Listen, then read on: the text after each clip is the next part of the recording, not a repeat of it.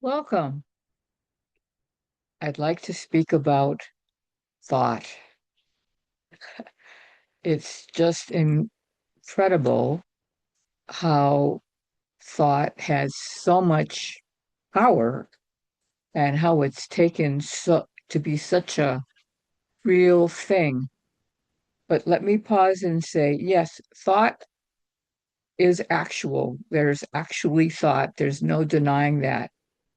But the trick is recognizing that what thought claims to be about is inaccurate. It's it's it's a it's a fantasy, but you have to notice that for yourself. I want to say first off that whatever I'm speaking about, investigate it with your own direct experience because that is the one way to know what your reality is. I can only know my reality. I can only share my reality, but check it out. This is what I really appreciated about my teacher, uh, Peter, who always invited us play with experience. Check it out. See what the thoughts are saying and investigate it. Like what's coming to mind right now is uh, the belief that when I would get up in the morning, uh, I would watch throwing my leg over the bed because, thought says, and it's always after the fact, oh, yeah, I decided to do that. I did that. But when I watched, and this was not just one time, it was, many, many investigations, I would notice the leg was just getting thrown over the bed. I never knew exactly when that was going to happen. And thought takes credit for it just after the fact. It's just such a comical thing to notice when that's finally recognized. And so what the point of that is that thought starts to be taken so much more lightly. It just doesn't matter so much anymore. It's just seen to be, these little chatters that, still continue. It's not like you see the thought is just imagined and it goes away. There's nothing that needs to stop. There's nothing that needs to even be denied. I'm not a fan of denying or neti neti. I know some people like that, but everything is welcome, but just to be seen for what it is. And the same thing with stories. I read on a friend's Facebook post today and I jotted a note down. I just it really touched me. It's about reliving the same stories, the same story. She said uh, a different twist, but I never had a different twist to my story. It was always the same twist, the same plot, the same looping and recycling, the same self-loathing over and over. I did something wrong. Uh, Someone doesn't like me. I mean, just, you know, same shit, new day. Pardon me. It just fits to say that. And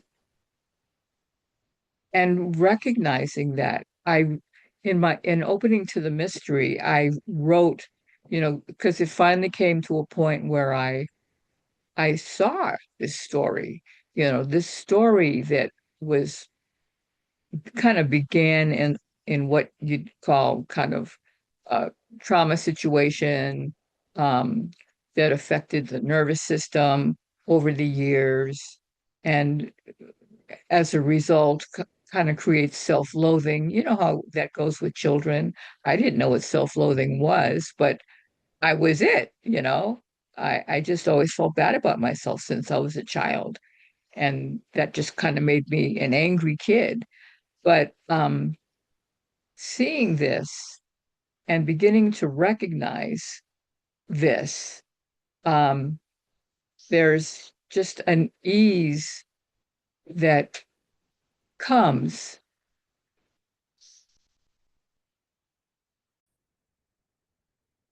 And actually, before the ease, uh, I was pleading with myself when I finally really started to recognize this story. I pleaded with myself to remember this is a story when I'm falling for these thoughts. And it doesn't happen overnight, but the freedom from believing is a huge turning point. So how does this begin? I mean, how do you well, well, let me just put it this way. Uh, I had gone to my first retreat with Peter and his group, and it was a 4-day retreat. I write about this in Opening to the Mystery. And just his very subtle practices. I mean, what I loved about him was, you know, he made it clear from his perspective that meditation wasn't necessary. I mean, anything can help. He'd say psychedelics can help, but nothing was necessary as a practice, and that was just really freeing for me because I'm not a meditator. But he would have us lie down in the morning after our breakfast coffee, just kind of in this large, spacious room. And he would invite us to notice experience. So there I am, kind of lying on the floor, some jacket under my head just for comfort. And just notice sound, notice sensation, notice the breath, just notice whatever was appearing in experience without needing to label it, because apparently that's also what happens. You see something, you hear something, whatever something, and man, bam, the mind just starts to label it. Uh, just notice that. Nothing is wrong, nothing needs to stop. Simply noticing is the key. And so spending this 4 days every morning, starting, maybe for an hour with that little exercise. When I got home, I did it for 20 minutes, just resting in experience, just being presence. And so what was happening then is I began to notice just these subtle things. So I'm making coffee and it's a nice day, and suddenly I'm thinking about tomorrow and wondering about the weather. So that's an innocuous thought. Okay, so what? But I used to just let all those thoughts just keep floating by, and I would be jumping into the boat with them. And it occurred to me, I don't have to follow these thoughts. I mean, it's it's simply energy. And why trail after all of this, random energy? Just go. So it really started to, I don't know, something began to shift when the attaching to those thoughts loosened. A thought could go by and it would be noticed and just poof, that's it. And, before I used to think, no, I just have to attend to negative thoughts. If I just attend to negative thoughts, that'll be just great. And it was, I became aware of what I called negative thoughts. But, Okay, so there's a label. But to notice that thoughts in general are not necessary. So, for example, friends said, well, I have to think about what I'm going to make for dinner, or I have to think about what I'm going to go buy for groceries. And, excuse me, I beg to differ with you. So let me give a different perspective. Um, if I'm going shopping, I just look in the fridge.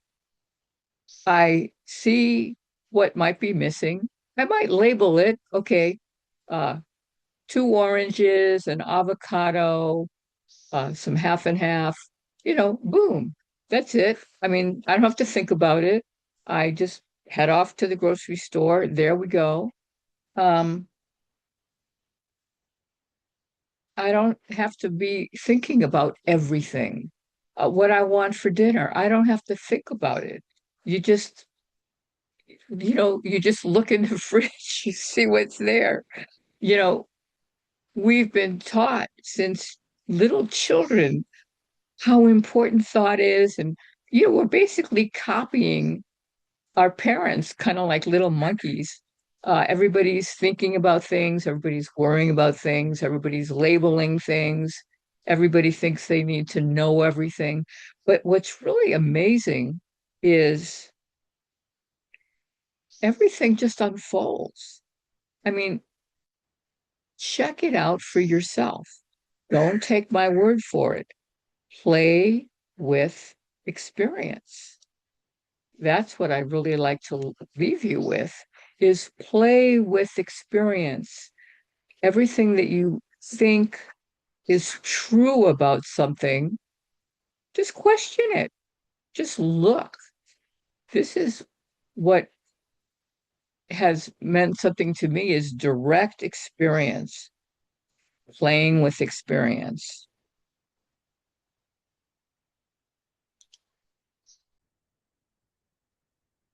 And the beauty of noticing experience is that you it brings you to presence. Actually, there's no brings you, but noticing experience is presence. And in that presence, there can be a resting, there can just be a simple pausing just throughout the day. We get busy, we get um, wrapped up, blah, blah, blah, lot more, blah, blah. Um, just pausing, simply pausing, resting, experiencing what is here, not what is here out there, but what is here. What is this direct experience? What is this sensations? What is this light? What is this sound? Not what is this as turning it into a label, but just the felt sense of it. Because the mind is going to want to tell you stories about it, but simply the direct experiencing. Like right now, there is what I would call this crow.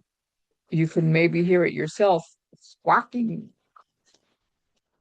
That's just what the mind is doing all the time. And it's labeling and it's saying and it's judging and it's, you know, thinking it knows something. That crow thinks it knows something, I guess.